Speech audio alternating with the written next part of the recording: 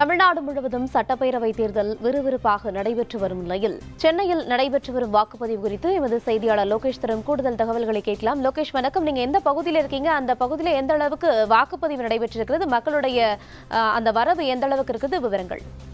குறிப்பாக முன்னாள் அமைச்சர் சேகர்பாபு தொகுதியான துறைமுகம் தொகுதியில் நாம் இப்பொழுது இருக்கிறோம். இந்த துறைமுகம் தொகுதியை பொறுத்தவரை காலையிலிருந்தே பொதுமக்களின் வாக்குப்பதிவு செய்து கொண்டிருக்கிறார்கள். இந்த தொகுதியில் மாற்றுத்திறனாளிகள் மற்றும் முதியவர்கள் மற்றும் கர்ப்பிணி பெண்கள் குழந்தைகளுடன் இந்த தொகுதியில் வந்து வாக்கானது செலுத்தி வருகின்றனர். இந்த நிலவரப்படி இந்த துறைமுகம் தொகுதியில் பொறுத்தவரை அதிக அளவிலான தொகுதி சதவீதமான வாக்கானது பெற்றுள்ளது.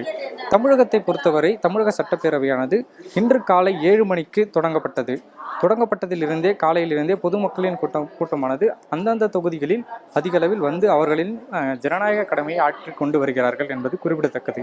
அது மட்டும் இல்லாமல் தமிழகத்தில் மாவட்டங்களில் காலை நேரங்களிலிருந்தே அதிகாலை காரணங்களிலே பெண்கள், முதியவர்கள், மாற்றுத்திறனாளிகள் உள்ளிட்டோர் அவர்களின் தரப்பு முதியவர்கள் அனைவரும் அவர்களின் வாக்கானது செலுத்தி வருகிறார்கள்.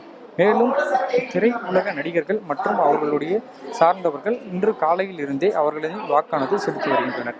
குறிப்பாக அஜித்குமார் மற்றும் விஷால் போன்ற நடிகர்கள் அவர்களின் வாக்கானது காலையில் இருந்தே செலுத்தி வருகின்றனர். 2026 சட்டமன்ற தேர்தலை பொறுத்தவரை திமுக தலைமையிலான ஒரு கூட்டணியும் அதிமுக தலைமையிலான கூட்டணியும் நாம் தமிழர் கட்சி, தமிழக வெற்றிக் கழகம் என்கின்ற கட்சி இடையேயான ஒரு மிகப்பெரிய போட்டியானது நடைபெற்றுக் கொண்டிருக்கிறது. திமுக தலைவர் மு க ஸ்டாலின் கொளத்தூரில் போட்டியிடுகிறார். அதிமுகவின் பொதுச் செயலாளர் எடப்பாடி பழனிசாமி சேலம் மாவட்டத்தில் அமைந்துள்ள எடப்பாடி தொகுதியில் களம் காண்கிறார். நாம் தமிழர் கட்சியின் தலைமை ஒருங்கிணைப்பாளர் சீமான் காரைக்குடி தொகுதியில் போட்டியிடுகிறார். தமிழக வெற்றிக் கழகத்தின் கட்சியின் தலைவர் நடிகர் ஆன விஜய் அவர்கள் திருச்சி கிழக்கு மற்றும் பெரம்பூர் தொகுதிகளில் போட்டியிட்டு வருகிறார்.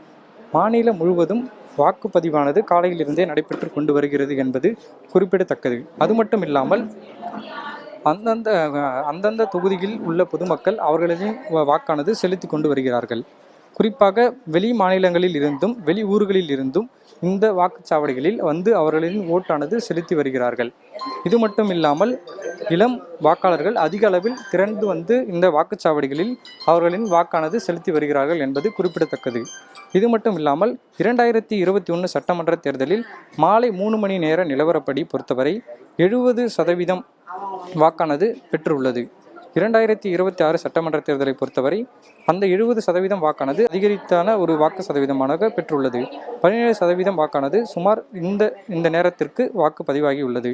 இது மட்டும் இல்லாமல் இந்த தேர்தலில் இன்று வாக்கு செலுத்தப்பட்டு இந்த வாக்கு எண்ணிக்கையானது மே மாதம் 4ஆம் தேதி எண்ணப்படுகிறது என்பது குறிப்பிடத்தக்கது. இன்று இந்த வாக்குப்பெட்டிகள் அனைத்தும் அந்தந்த கல்லூரிகள் மற்றும் அந்தந்த பள்ளிகளில் வைத்து பாதுகாக்கப்படுகிறது என்பது குறிப்பிடத்தக்கது. களத்திலிருந்து விவரங்களை விரிவாக வழங்கியமைக்கு நன்றி லோகேஷ். தற்போது சென்னையின் கள நிலவரத்தை செய்தியாளர் லோகேஷ் வழங்க கேட்டோம். மேலும் விவரங்களை பின்னர் வரக்கூடிய செய்தி தொகுப்பில் பார்க்கலாம்.